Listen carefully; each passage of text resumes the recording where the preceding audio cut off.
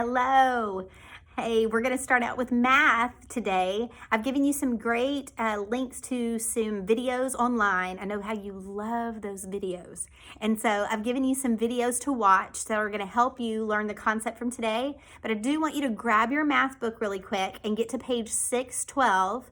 If you can locate that math book, we're going to go through the examples that they gave us together, and then you can get started on your work for lesson 97. So go on and grab your math book if you haven't already, and get to page 612 in 5, 4, 3, 2, and 1. We're on page 612, and today we're going to be talking about 4 different things. We're going to be talking about mean, median, range, and mode.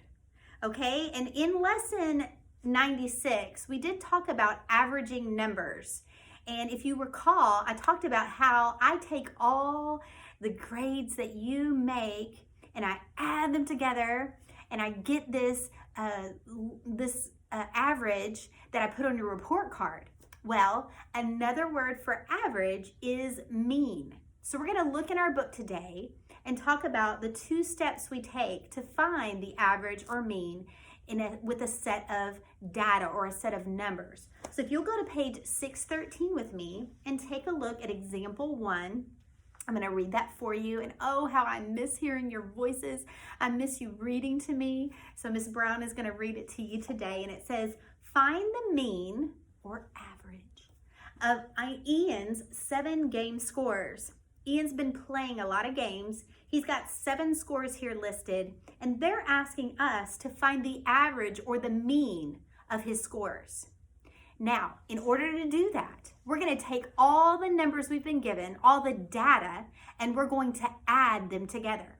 So if you take a look in your book, his scores were pretty high. He had an 80, 85, 85. Ooh, not so good on this one. He had 10, 90, 90, and 85. Now, to begin finding the average of Ian's scores, we want to add all of these numbers together and get a sum. That's right, okay? And when we add all these numbers together, the sum we get is 525.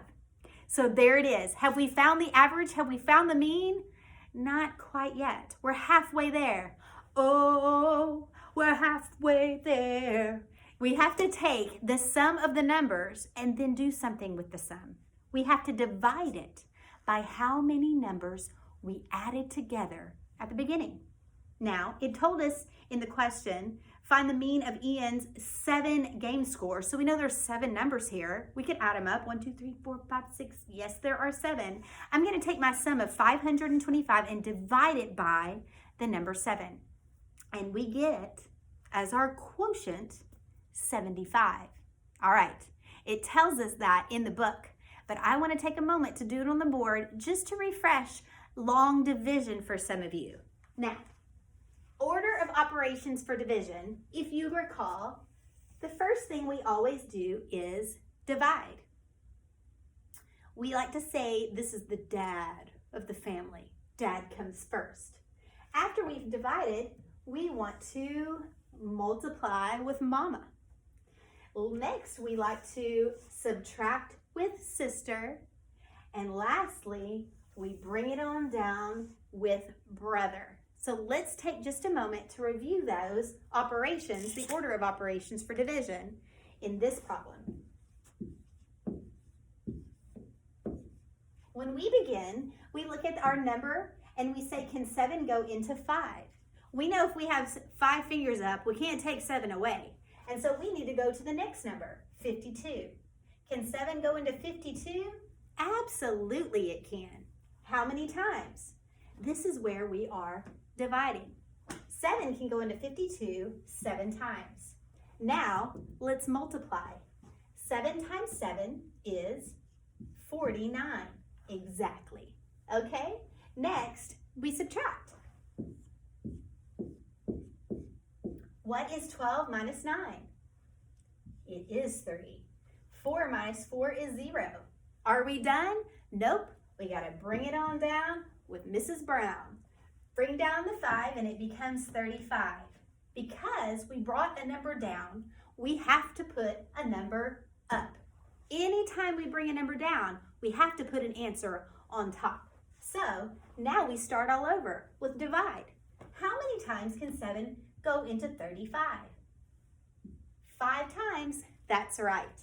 5 times 7 is 35. Let's subtract. Do we have any more numbers to bring down? We do not, and that means we are done.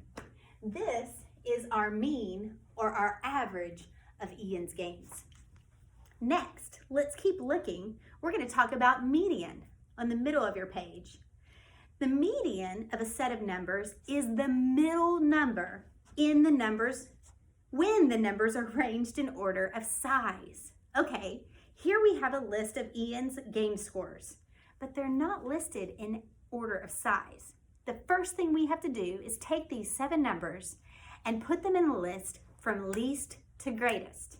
And if I do that, the numbers are now going to be in this order: 10, 80, 85, 85, 85, 90, 90. Now, 85 repeats itself several times, and 90 repeats itself once. Do I really have to write those numbers down all those times? Yes. When I'm looking for the middle number or the median number, I need to list all the numbers that are given. Now, my next thing is I like to take my fingers and place them on the least and the greatest number and work my way in until I get to the middle number. Because there are 7 numbers in this list, I have one middle number. This is an odd group of numbers, so there's going to be a number in the middle, and that number is 85. And so the median of Ian's game scores is 85. But what happens if my list of numbers are even, and I put them in order from least to greatest, and I do my fingers, and I work into the middle, and I have 2 numbers in the middle because there's an even set of numbers? What do I do to find the median in that case? Well, I'm so glad you asked. You take those 2 numbers in the middle and you add them up. And once you get the sum, you divide them by the number 2. And that's how you get the median for an even group of numbers. Take a look at the bottom of page 613, and we're going to just touch a little bit on a different term called outlier. Notice that the low score of 10 does not affect the median. A score that is far from the other scores is called an outlier. Outliers sometimes affect the mean while having little or no effect on the median. Below, they have placed the scores on a line plot. You can see that most of the scores are very close together, but the outlier is far away from all the other scores. You want to file that vocab word away because you'll probably see it in a future lesson. All right, 4th grade, turn the page and let's talk about range. At the top of page 614, it says the range of a set of numbers is the difference. What math operation do we use when we use the word difference? You're right, it's subtraction. I know range is going to have something to do with subtraction. The numbers is the difference between the largest and the smallest numbers on the list. To find the range, you have to find the biggest number and the smallest and subtract them. So let's look at Ian's 7 game scores once again. If we look at his 7 game scores, we know that the number 10 is the smallest, and we know 90 was his highest score. I can take those 2 numbers and subtract them. 90 minus 10 is 80. I promise it's going to get harder than this. Enjoy it. 80. The range of Ian's 7 game scores is 80. That's how you find range. Lastly, we're going to talk about the mode.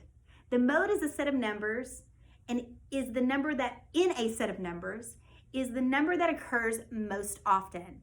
Remember when I told you that 85 appeared 3 times and 90 appeared twice when we listed them least to greatest? Well, I want to do this again and see which number appears the most. In this case, we know that 85 appeared 3 times.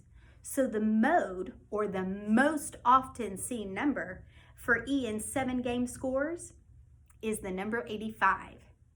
Now, we've talked about mean or average, median, that middle number. Range is the difference between the highest and the lowest, and mode, the number that appears most often. So now you're ready to start your lesson. I hope this has been helpful for you. If we take just a quick look at your numbers, we can talk about anything that might be a little tricky. So on page 615, make sure on number 2 that you're drawing a picture, which is your table with the total on top and the fractions outside, and showing me the list of coins, how many coins are in each group. If we turn the page on page 616, number 5 is asking you to estimate the product of 39 and 406, and it also wants you to find the exact product. So you're going to have 2 answers on number 5. Let's look at the next page. Oh yes, page 617 on number 26, you're drawing and shading a particular shape, and that shape is a circle. Don't give me a square or rectangle. Draw me some circles on number 26. Other than that, everything looks pretty explanatory. So good luck on your work today. Remember, you can message me or FaceTime if you have any questions. I would love to help. Have a great day.